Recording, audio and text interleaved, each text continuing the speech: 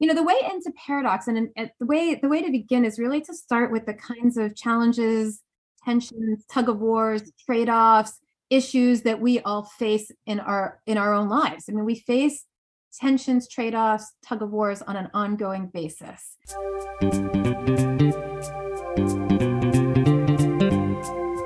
Hello and welcome to the Creative Solutions Podcast. I'm your host, Isolde Trachtenberg. Whether you're writing the first sentence of a story or solving the climate crisis, you need to think in new ways. On the show, I interview peak performers who are coming up with those creative solutions. Through creativity, action, inspiration, and innovation, they're changing the world. I also bring you ideas and techniques that you can use to unlock your potential to do the same. And now, let's get to the show.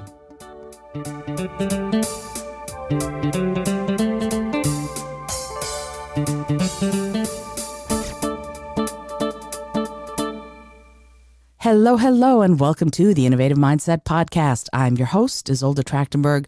Super thankful that you have taken the time to be here today. And I'm also really excited to talk to this week's guest, and you're going to know why in just a second.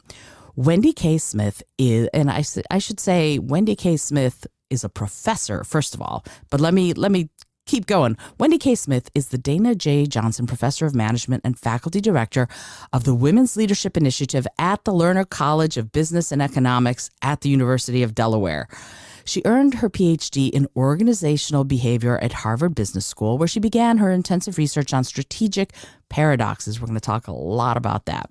How leaders and senior teams effectively respond to contradictory yet interdependent demands. Not independent, but interdependent. Very important distinction. Working with executives and scholars globally, she received the Web of Science Highly Cited Research Award for 2019, 2020, and 2021 for being among the 1% most cited researchers in her field, and received the Decade Award in 2021 from the Academy of Management Review for the most cited paper in the past 10 years. Wow. Her work has been published in such journals as Academy of Management Journal, Administrative Science Quarterly, Harvard Business Review, Organization Science, and Management Science. She's taught at the University of Delaware, one of my favorite places, Harvard University, and the University of Pennsylvania, Wharton, while helping senior leaders and middle managers all over the world address issues of interpersonal dynamics, team performance, organizational change, and of course, innovation, my catnip. Wendy lives in Philadelphia with her husband, 3 children, and the family dog. Wendy, thank you so much for being here. Welcome. Thank you so much. Wow. Okay. So first of all, most of what I just talked about is catnip to me. I love the way groups work together. I love creativity and innovation and ingenuity. And I think about it pretty much all the time. But something that's very new to me in what you are doing is paradox. So I want to, if you wouldn't mind, give me a definition before we go into who you are and where you've been. Just give me a definition of what a paradox is. Isolde, it's so great to be in this conversation with you. I am excited by the synergies between both of our work. So thank you for having me. My pleasure. We define paradox as persistent, interdependent contradictions. Persistent, interdependent contradictions. So those are 3 big words, and I'm happy to break it down. For those people that are more visual learners, you could think about the yin yang. For those people that are not, imagine this idea of 2 competing ideas, things that feel like they're a real trade-off, they're real opposition. So it could be focusing on today and focusing on tomorrow, focusing on my own needs and myself and focusing on the other, trying to accommodate something that's both stable and in place and changing and dynamic. These things really are oppositional. And yet, as you said in the introduction, they're also interdependent. They define, they reinforce, they enable each other, they're synergistic. And so, for example, we know that the more effectively we can attend to our own needs, the more that we are energized and resourceful to help and benefit others, the more that we reach out and support others, the more that we create the conditions where we can be better and offer more to ourselves. So they are interdependent. In fact, there's this Ubuntu idea, I am only me through who I am in relationship to you. So they're interdependent, and these things are persistent. They don't go away. We cannot solve them. We have to learn to live with them And hopefully we could either live with them if they stand in our way, or we could live with them and find ways that they can energize us and lead to better outcomes. And so hopefully we can do the second. They lead to better outcomes rather than they stand in our way. I'm sorry. I'm taking a second. Some people call it dead air. I call it anticipatory air because I want to take in what you just said. There's so much in what you just said, and I thank you for that. I really love that you're talking about interdependence, and you mentioned the yin yang. And the thing about the yin yang to me, when I think about it, is that even at the most sort of the extreme of one side, there's still a little bit of the other side present, right? There's still that little circle in the most white part of a yin yang, there's still that little black circle. In the most black of the yin yang, there's still a little white circle. And it always comes to me as a moving thing, right? So it's not a static thing that's happening. And when you're talking about these interdependent processes, interdependent ideas, are they always in motion? Is it a more, again, kinetic thing, or is it more static when you're looking at it from the perspective of organizations and teams? I love it. We're getting really philosophical really quickly, which is a place that I love to be. So I'm happy to go there and then to come back and ground it into the pragmatic world that we live in.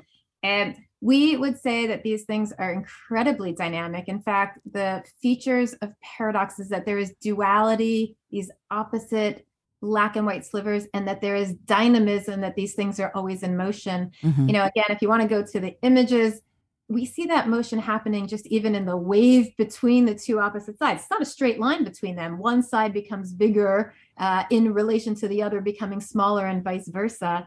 And sometimes as far as an image goes, symbolically, you can turn to the idea of the Mobius strip as a better way to demonstrate that dynamism. And so if you ever follow the Mobius strip, the classic image that is the key to any Escher painting, you sort of follow one side of a Mobius strip and you're on the inside of the strip. And the next thing you know, as you're following it, you're on the outside. And the next thing you know, you're on the inside, and you're constantly shifting back and forth between inside and outside without ever having to take your finger off that strip. It's like the Escher painting, the classic painting of the waterfall. You're going up the waterfall, and the next thing you know, you're following it around, and you're going down, and you're going up, and you're going down. It's in constant motion between these opposing ideas. And that dynamism is actually really important, and we can talk about this. It's important in how we think about managing paradox as well. I feel like I should just go and mic drop. That was great. Okay. So yeah, I mean, to me, it makes perfect sense that it's dynamic, but you didn't come to this one morning, did you? You didn't wake up and go, I know what I'm going to do. I'm going to work on interdependent paradoxes. It's going to be really cool.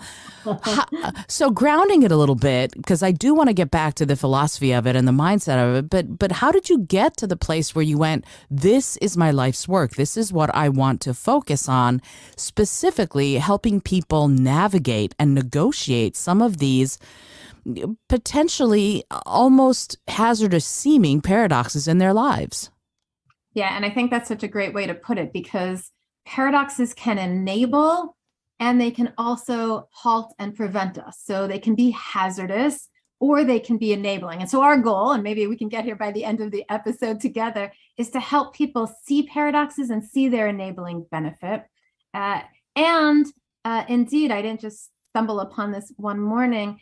In part, I arrived at paradox through my own stuckness, through my own challenges. The way into paradox, and the way to begin is really to start with the kinds of challenges, tensions, tug of wars, trade-offs, issues that we all face in our own lives. I mean, we face tensions, trade-offs, tug of wars on an ongoing basis. Mm-hmm. And that could be, in my life, for example, I was really stuck in what did I want to do in my life? What did I want to be in my life? When I was in college, what I knew is that I wanted a world in which I could have impact, but I didn't know what that looked like. And I really wanted to answer that question and be certain about it. So for a while, I thought, well, what that must be is that the most direct impact you could have is as a medical doctor. And so And I had a friend whose father was an orthopedic surgeon, and he brought me into the OR and was helping me to think about what it meant to find a path of medicine. The thing about medicine was, at least in my sphere, the people I knew who were going to med school were very clear about their path.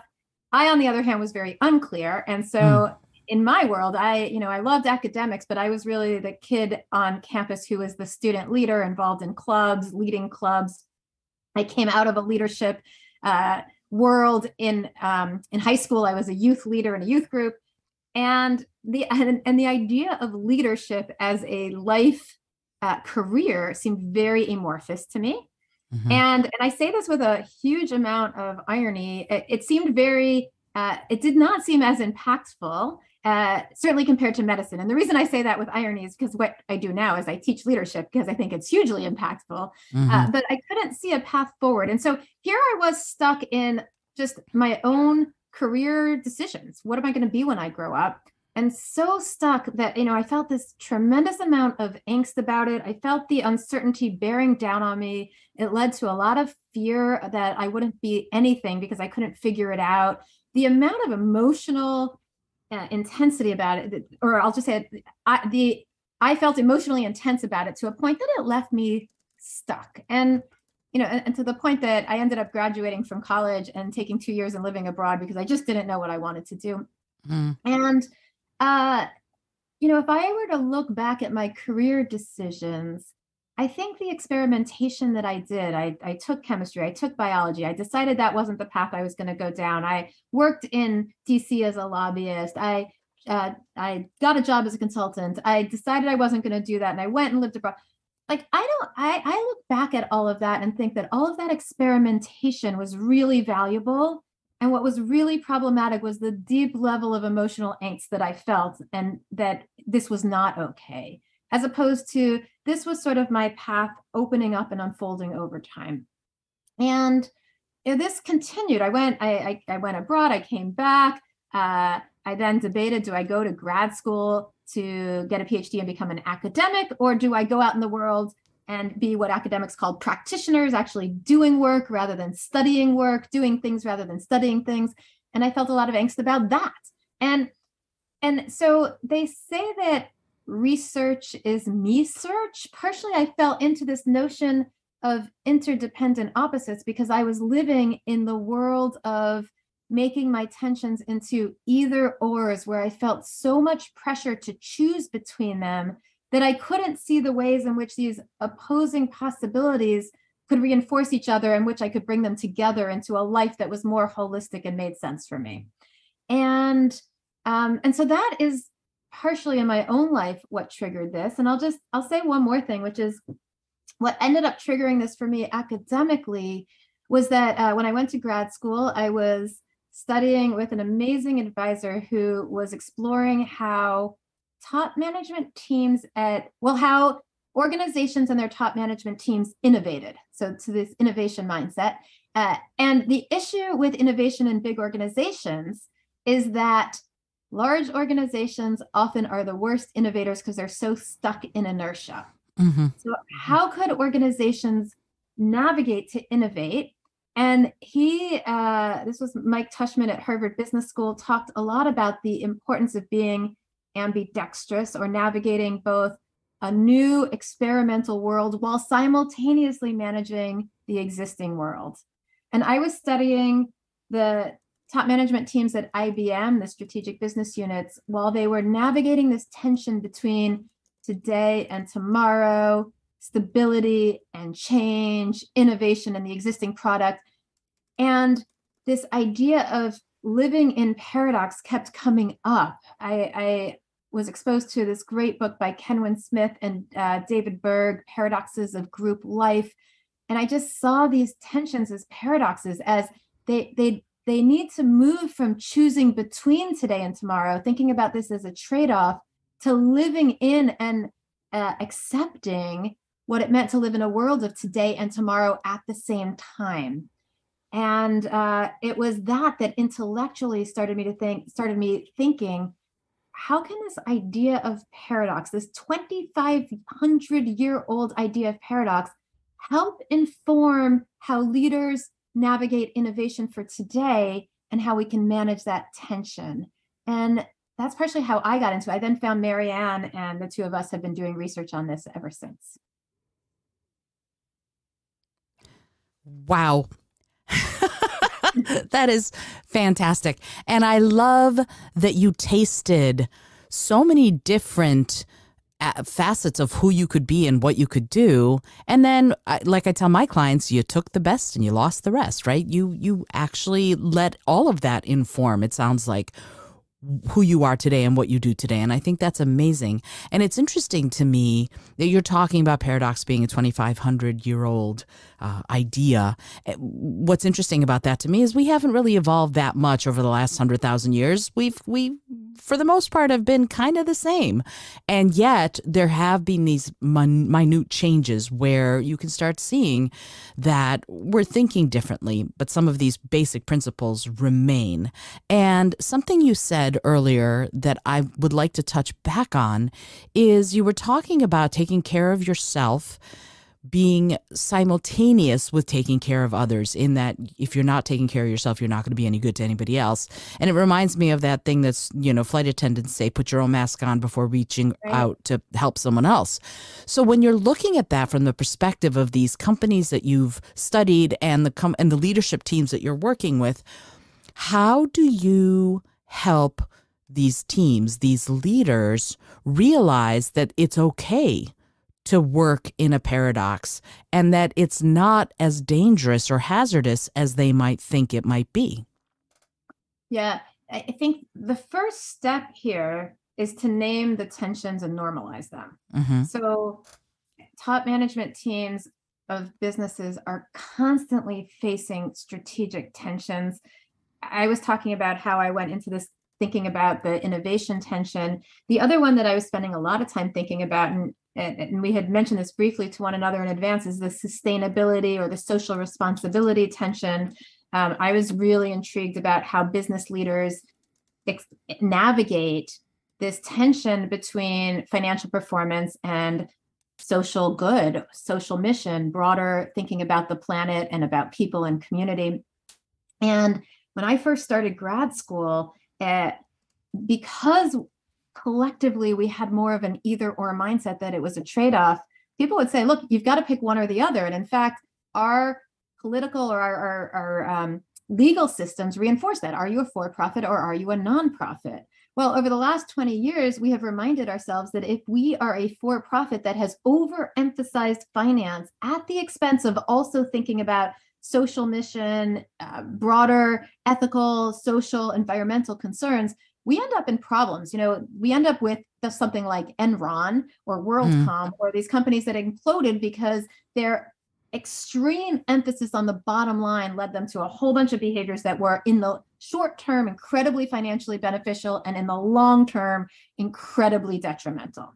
And in some ways, I say Enron is the best example for a business school professor who teaches leadership and ethics of why not to go down that road, why either or thinking is so problematic. Because in the short term, either or thinking, am I financially driven and have to focus on the bottom line, or am I focused on a broader social, ethical, environmental agenda? Sounds good, is easy to make decisions. In the long term, it's really problematic.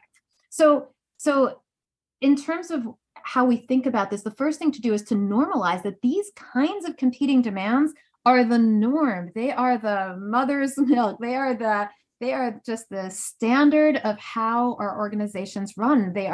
We on an ongoing basis face and how our lives run. We on an ongoing basis face competing demands between self and other, social, financial, today, tomorrow, collaboration, competition, stability, change. We can go on and on. So if that's the norm, then the question is, what do we do with them? How can we face them better? But the first thing we have to recognize is that it's not whether we face tensions, whether we face competing demands, it's how. How do we do it? And I think what's important here is not to say that interdependence wins the day over competition. These things, meaning that these things really do compete in the short term for our resources, for, our time, our money, our focus. They compete in the short term for how we're going to behave. And we can also see their interdependence. We can switch. So number one, tensions exist. Number two, let's understand that underneath each of our dilemmas are these paradoxical relationships, and start digging into not just the competitive nature of them, but also the interdependent nature. And that can help us. And by doing that, I'll say one more thing. Let's shift the questions that we ask from asking a question that says, should I focus on my financial outcomes as a for-profit or the social environmental missions, to how can I, as an organization, achieve social environmental mission through my profit orientation? How can I accommodate both of these? Changing that question opens up a whole new possibility space.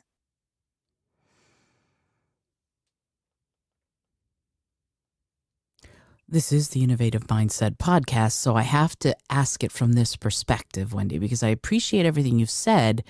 And that last question makes a lot of sense. How can I do both? What do you think needs to happen in the mind, in the perspective or awareness of the leader of teams in a company to allow them to do that? What kinds of thinking differences, what kinds of awareness ideas do they need to explore and embrace in order to be able to actually do that, particularly if they are sitting in a traditionally hierarchical company trying to lead it? Yeah, so I'll say two things here. First, I do think that the mindset, and I think an innovative mindset, we can kind of unpack what that is. It is also aligned with this paradoxical mindset. So we've done a whole bunch of research on what does a paradox mindset mean? How do we reframe these approaches to our tensions? And the reframing, we like to, by the way, quote Paul Watzlawick, the psychologist, who said, the problem is not the problem. The problem is how we think about the problem. For sure. And so the reframing is, can you see the competing demands, the tensions that exist? Do you experience them? And can you shift your mindset from seeing something as a trade-off? Either I'm going to focus on today's product and double down on that, or I'm going to shift to tomorrow. Anytime and can you change that to a both and? So I was going to say, anytime I hear this either or, I often have this kind of professional hazard gut reaction, but what's the both and? What's the both and here? And in fact, I'll just tell you, I have 3 kids, and my first kids are twins, and there was a lot of either oring in who got what and who did what. And my kids now almost roll their eyes because they know that as soon as they get into no me, it's like, okay, folks, what's the both and here? That's where my kids will roll their eyes. But it is a bit of professional hazard when we hear that either or. A couple of years ago, my colleagues at the university, before the pandemic, were having this conversation about moving into online teaching. And it really felt at that time that online teaching was going to take over the world and we were going to lose in-person teaching.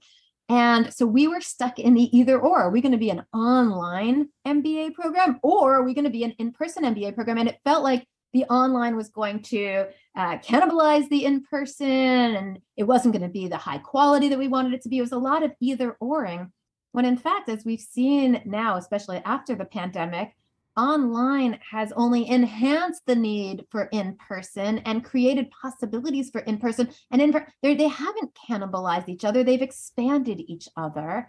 But that either or is our first gut reaction. So I do think that there is a mindset shift, which is to say, how can I notice how I'm looking at a challenge as a trade-off, as one or the other, as an either or, and how can I shift that? The other thing that I just want to put out there, and we can also explore some of this, is that, one of the things that we find in our research, and certainly that we talk about in the book, is how important it's not it's important to not only be aware of and shift our mindset, it's also important to think about our emotions and our emotional experience, because navigating this stuff, these kinds of tensions, feels really emotional. And we have to recognize, leaders have to recognize that tug, because it feels like a tug of war. Just as I was saying in my own personal decisions, certainly if you're in any organization where they're navigating a strategic plan, you can just feel the angst leading to people's personal or professional focus and goals, or the angst leading to the uncertainty that's about to happen because we're just not sure which way to go. There's emotional angst in that tug of war. You feel it. And part of being able to navigate paradox, and we talk about it as, finding comfort in the discomfort, knowing that it's Sure. uncomfortable, accepting that it's uncomfortable, not burying the discomfort, but not letting that discomfort define how we think and behave going forward, accepting it to enable us to be able to move forward amidst that discomfort. So there's an emotional component as well. I agree wholeheartedly, and it's interesting to me to hear you and go.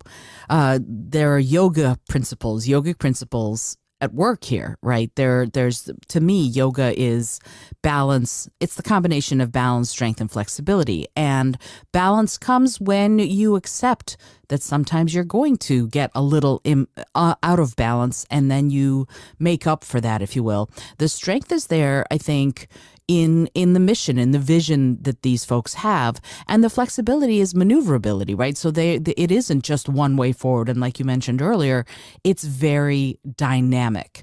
So when we are moving in these places, when we're looking at them from that perspective, and you're talking about both, and there is we want to think of it as either or, as you said, because it's the reaction. But it feels almost like, well, just thin the broth if you need to, right? There's possibility for more than that. And when you're in the process of that, when you were writing the book, when you're doing this research, there seems to me to be a need for a self-awareness piece of this, like you said, emotionally, but also kind of being deserving. And I'm not sure if the psychology of this will track for you, but to me, it feels like you need to feel like you deserve to be able to look at both, that it's not a lack of things or of ideas, that there's a finite amount. When you reach people who are in that reactionary space, how do they, I won't say snap out of it. I will say, how do they grow through it in order to embrace both and thinking, so that they can look at it from that multi-layered, multi-leveled perspective? I love the yoga analogy. And one thing we like also the analogy of meditation. Mm-hmm, mm-hmm. Because if you think about meditation and the goal to feel more zen, more grounded, more connected to the world, this is a lifelong practice. And yet, if you talk to anybody about meditation, they will say the first step is focusing on your breath. We think the same is true of navigating paradox, that spotting all of the emotional, psychoanalytical, cognitive training that we've had that's led us to either or. And we have a lot of cognitive training that leads us to either or. We're told at a very young age to make decisions. Are you going to have the green M&M or the yellow M&M? Are you going to have, and we're not given are you going to have the green M&M, the yellow M&M, or are you going to have half of each? Or are you going to think about an alternative? We're just told choose between the green and the yellow and let's move on. And that might be fine for the green or the yellow M&M, but it's not as fine for trying to think about your organization's strategy, of whether your strategy is going to focus on diversity or it's going to focus on excellence, as opposed to saying, how can we achieve excellence through diversity, right? And so I do think there's a lot of training that leads us to either or. And the first step that we would say is indeed what I was suggesting: change the question so that we start shifting our overall focus from reducing between alternatives, trying to make a decision, pros and cons, make a choice, move on, to how can we see our competing demands in the context of a broader holistic possibility where over time we're accommodating both. So we would say start with changing the question. Now that some people can just pause there and get into that, and that unto itself is enough. And some people can go on to the next piece, which is, okay, now that you've changed the question, what next?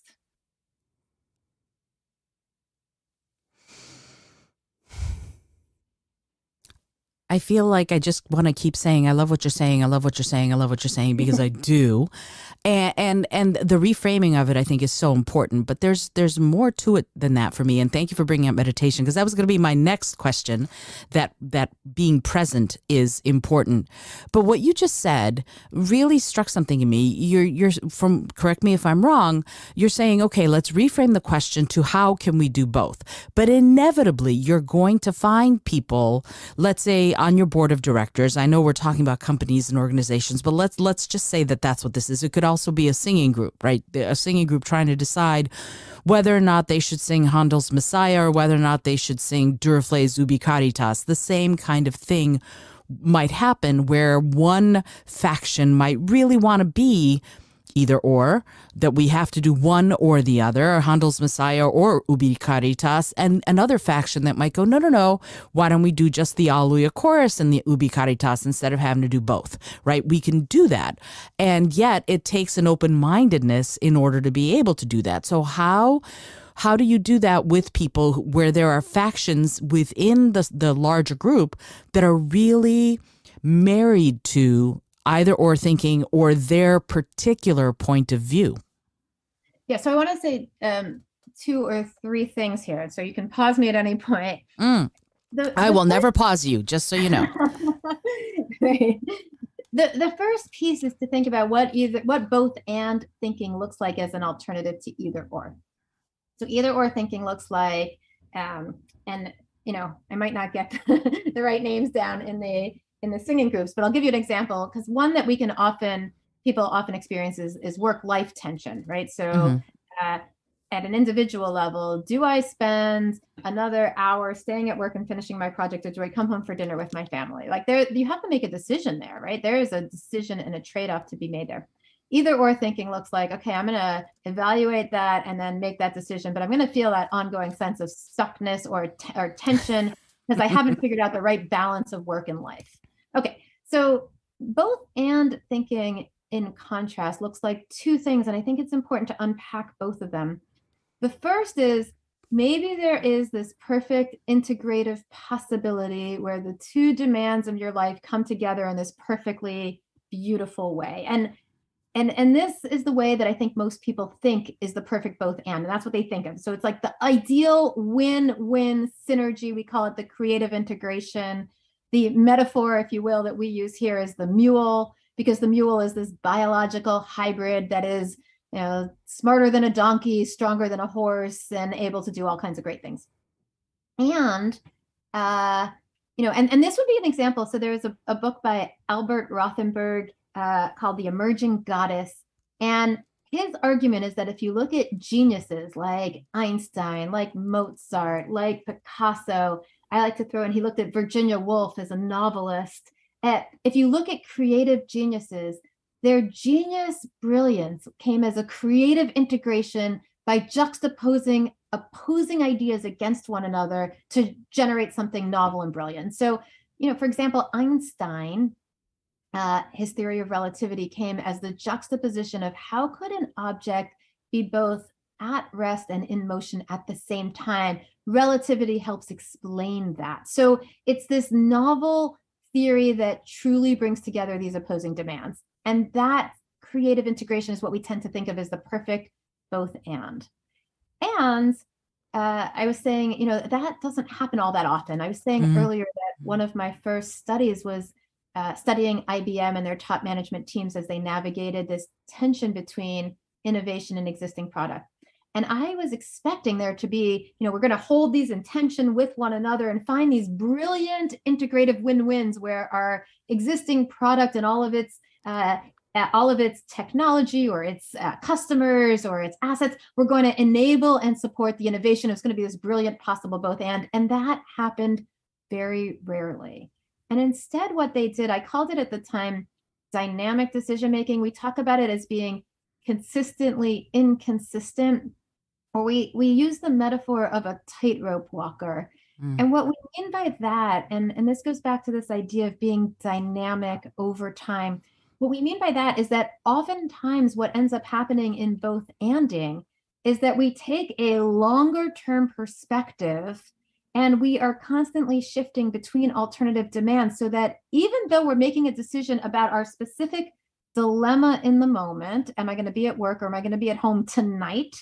Over time, we are shifting in these sort of micro shifts between tonight I'm at home, tomorrow night I'm at work, and I'm accommodating both of these demands over time by making these micro shifts. And the image, if you will, of the tightrope walker is that in order to go forward, the tightrope walker isn't stuck. If they're not in one place and they're not balanced, they're not always stable. What they're doing is that they are constantly balancing on the wire, shifting in these micro ways right and left in order to move forward. Now, they're not over focused, over shifting to the right or the left, or else they fall off. But it's these micro shifts. And what that looks like in our lives and what that might look like in the singing group is sometimes we choose what one group does, and sometimes we choose what the other group does. And over time, we are accommodating the different needs, perspectives, values, goals, preferences of these different groups, because we find that overall doing so allows us to be a better singing group overall, or overall allows me to be a better person when I can make these micro shifts between career and the rest of my life, work and the rest of my life. And so I think that importantly, one of the things that helps people to sort of see the value of both anding is noticing the moments in time where you can accommodate competing ideas over time is really valuable. Or said differently, actually, what happens if you overemphasize over time, that is, you're falling too far to the right or too far to the left on the wire, that you fall off. And again, Enron is a great example in the social responsibility space. We certainly see this in the innovation space of what happens when companies overemphasize their existing product and can't innovate and get stuck in inertia. We see this in the work-life space where we overemphasize work to the point that we burn out, and life, we can no longer even accommodate our lives. So sometimes it's seeing how far we have to go, or the problematic part of how far, when we go too far on one side, that helps us realize that actually we need a more holistic, balancing perspective.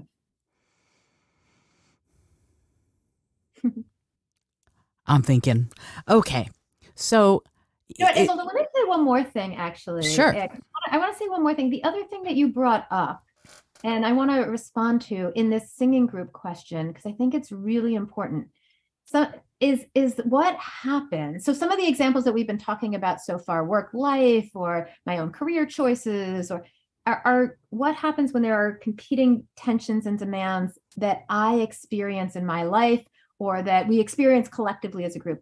But what happens, and this happens all the time, when the competing demands are two different groups, each of which is doubling down on its own perspective, and we are in conflict with one another, right? In the singing group, what happens when one group says one thing and the other group says another thing? This happens in organizations. What happens when you've got the R&D innovative folks pitted against the finance folks, where the finance folks are worried about the short-term implications of their investments, and the innovation folks are worried about the long-term possibilities of the organization?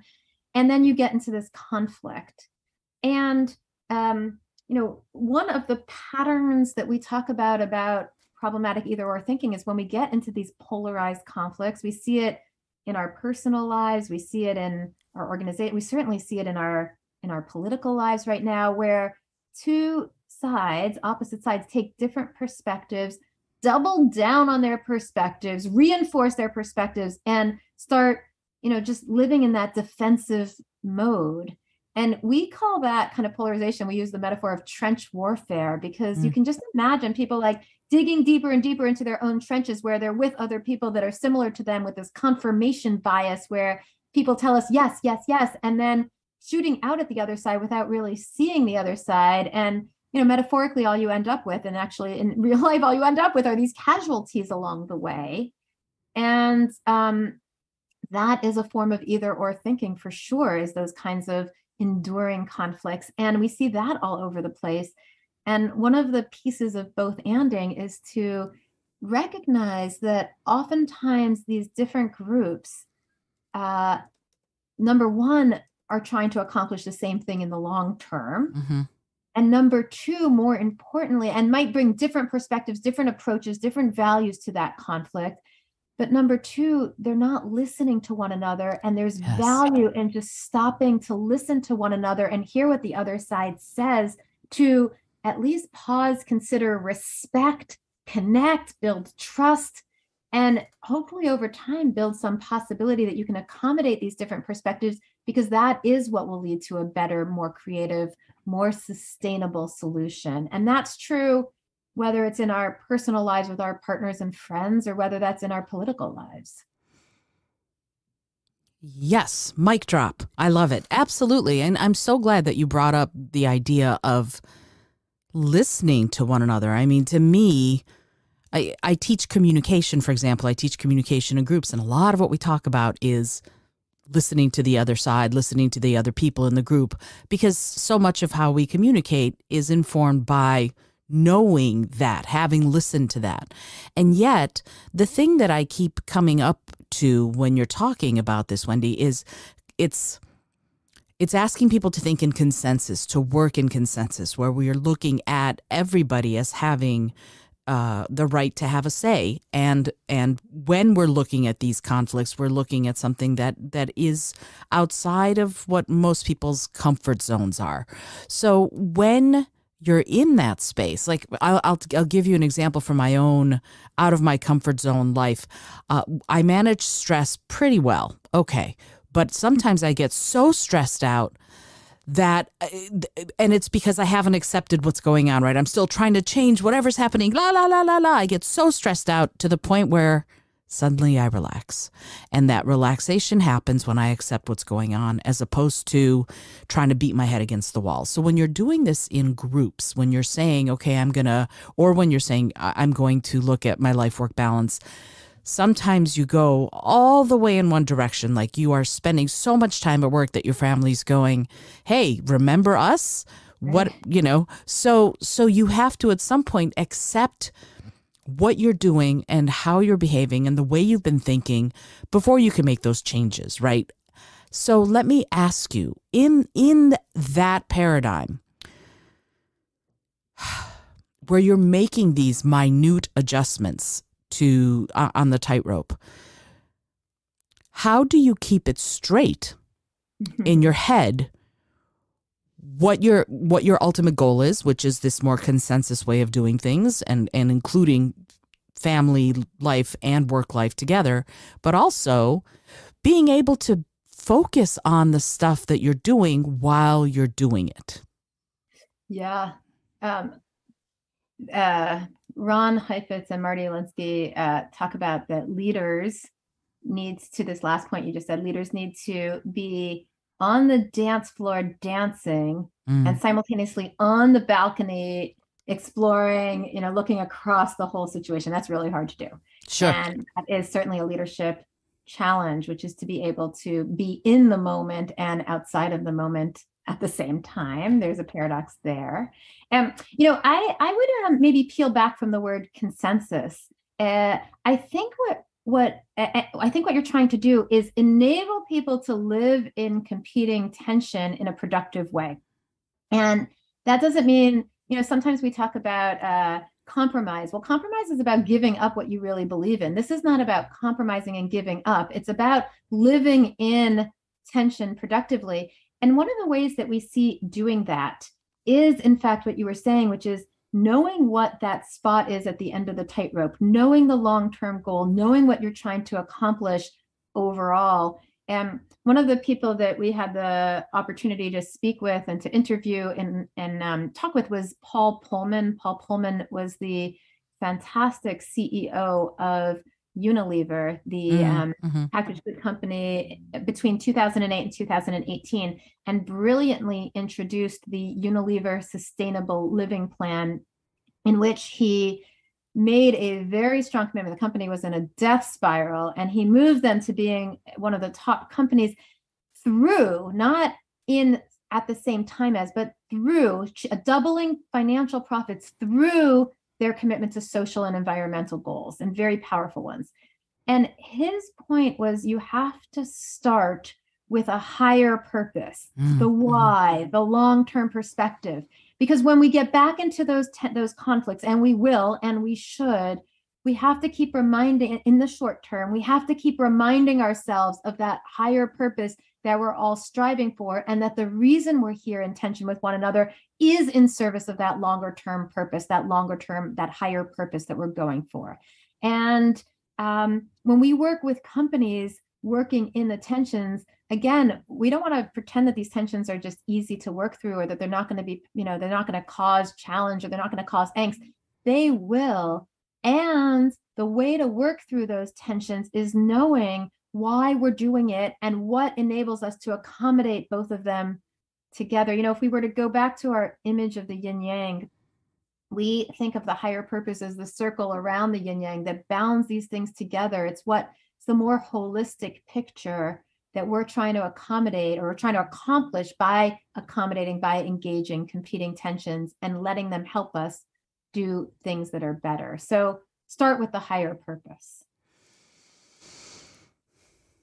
There's a vision and a mission statement in so many companies and organizations. Moving now, sorry, I'm about to cough. Excuse me. We're moving now in what we can say, the last vestiges, or maybe even post-COVID. Me saying that right after I've gotten over COVID is amusing, but yeah. So we're changing the way we're doing things. We're looking at how we're doing things, and whether or not they're going to work moving into this new future. And sustainability, conservation, looking at the environment, looking at climate change. There's so many issues. Can you narrow them down? You said, go with your why. We can talk about Simon Sinek's book and all of that, but can you, if there are so many competing forces on you, how do you figure out what that mission is going to be? Yeah. I think one question is, can you bear not to? So fair enough. But I think you're right. It does feel like we're living in quite the moment right now, where there's tremendous challenges that we need to face out there. And so one question to ask is, does it have to be the perfect why, or could it be a good enough why that helps support your organization to go forward in a really productive way?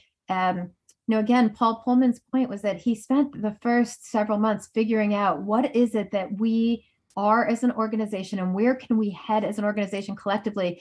And importantly, to your point, this was not a vision. This idea, his vision was making everyday living sustainable, making sustainable living everyday living. And this was not something that was just sort of on the walls of the organization, on these cards that employees put in their pockets. When you walk around Unilever, people talk about this all the time. And in fact, what he did with, his 100 and whatever thousand employees in this large organization was that he had every single one of them write up 3 goals that they had as for their organization, and 1 personal goal in service of this mission, and read a whole lot of them and responded to a whole lot of them, and let people know that this was really critical to how we drive this vision down into everything that everybody does. So it wasn't something that was just abstract and effusive and sort of out there, but the reality of the work that we do is quite different. It was, this is what's going to drive and define our work. And this was what's going to drive and define our work when the tensions between our sustainability goals, our social mission goals, our environmental goals, and our financial goals come in conflict. And by the way, he was so sure that those tensions were there, and he was so sure that in order to move forward in the context of those tensions, you have to raise them, and you have to know them, and then you have to work through them. You can't just sweep them under the rug. That he said, look, if my senior leaders are not raising those tensions, I'm going to ask for them. I'm going to invite them to put them on the table, and we are going to work through our communication where we can talk to each other about them so that we can make sure that they don't just, as I said, get swept under the rug, but that they can serve us to get to better places collectively and make more creative, strategic decisions. It's like your singing group. Let's not pretend that we just have one point of view here. Let's understand, let's unpack the different points of view. We talk about this as separating and connecting to enable paradox. Separating is, let's identify the different points of view. Let's listen to and unpack the different points of view and what's really important about both. And then from that place where we understand each other, where we listen to each other, where we understand what's at stake for each other, let's come to a place of a better, more creative decision. That is fabulous. And especially since inherent to that, what I just heard you say is that you, in addition to hearing it all, you respect the other people's points of view as you develop these. And I think that is crucial in order to be able to get to this place of both and thinking, because you might have people who are dialectically opposed to one another. I would love it, Wendy. I just want to pause you there for a minute and just raise up what you just said, because it's so important. It's not that we need each other to agree with us, right? And think about it as ourselves. We don't need other people to necessarily agree with us. We do need them to listen and understand us. And the more that we listen to each other, the more that we respect each other, the more that we can then work together more productively going forward. Mic drop. There you go. Yes, absolutely. Absolutely. That it is that notion to me every time I work with a group that I may not agree with what you say, but I definitely want to hear it and take it in and see what I think before I make any sort of response. And there's a difference to me between reaction and response. To me, it's how many breaths you take between what happens and what you do about it. But that notion of actually being thoughtful in how you respond to someone's viewpoint that is very different from yours, I think enables this very idea of both and thinking in groups. So I'm thrilled that you're talking about it so much, Wendy, and I appreciate it very much. I think you're doing incredible work. I would love it if you don't mind.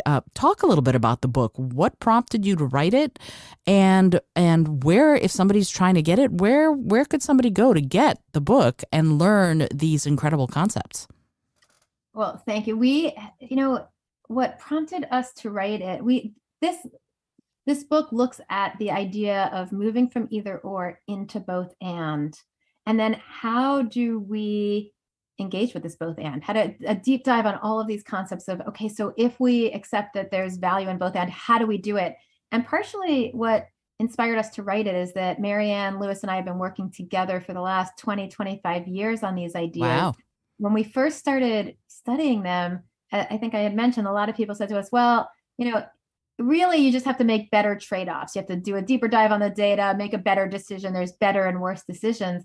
And over the last 25 years, we have seen increasingly people use this language of both and, yes and, win-win, living in paradox. We see consultants now increasingly talk about the paradoxes of leadership and the paradoxes that leaders have to navigate and living in the both and we see companies talking about both and as their strategy.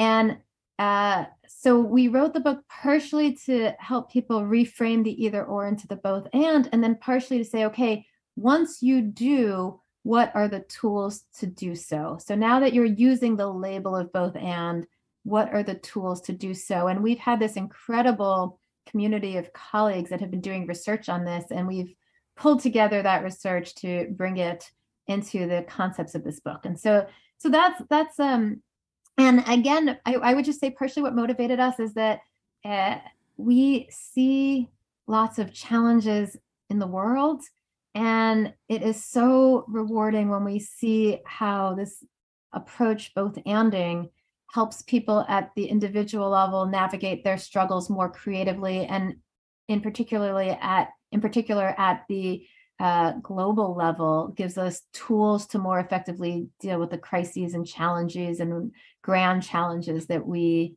experience. And so we find that rewarding. People can find the book most easily on our website, www.bothandthinking.net.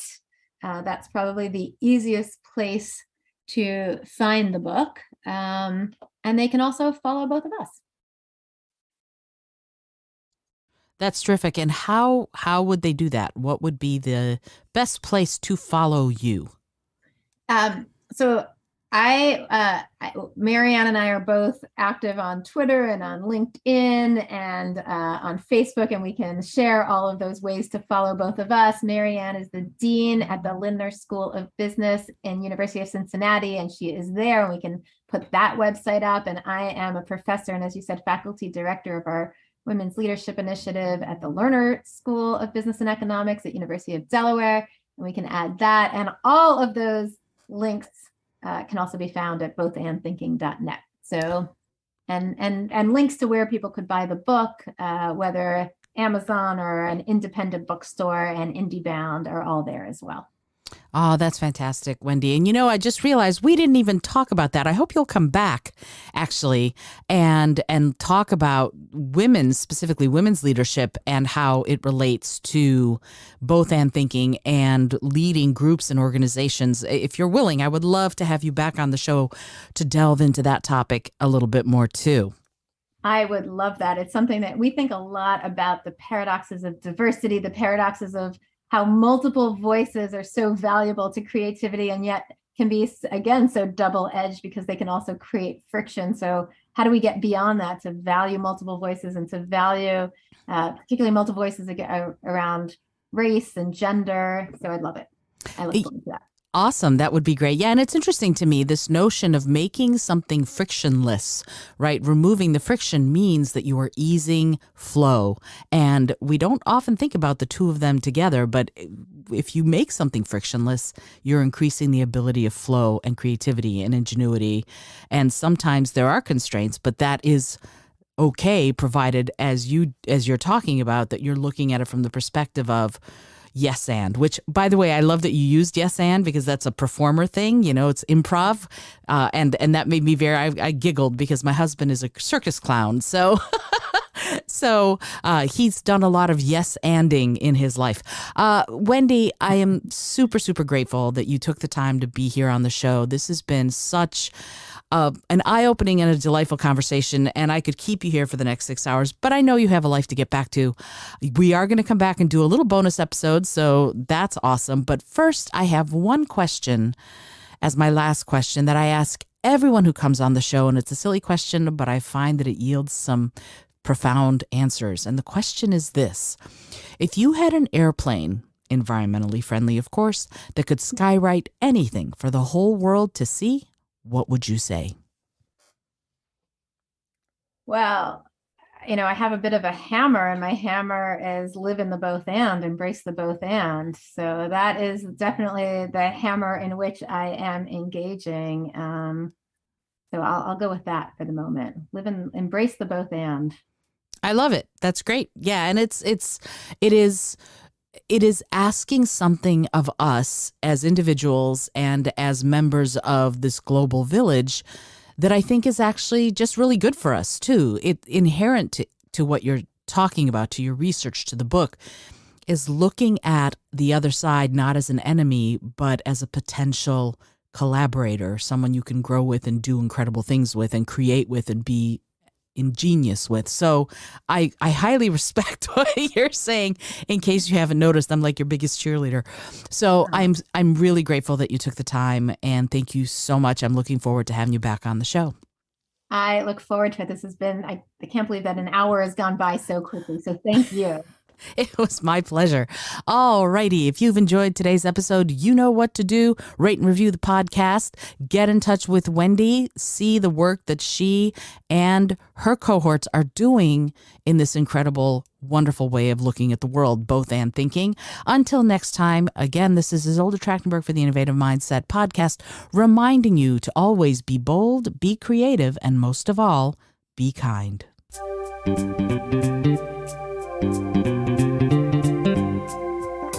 Thank you so much for joining me today. I really appreciate you being here. Please subscribe to the podcast if you're new, and it would mean the world to me if you told a friend about it.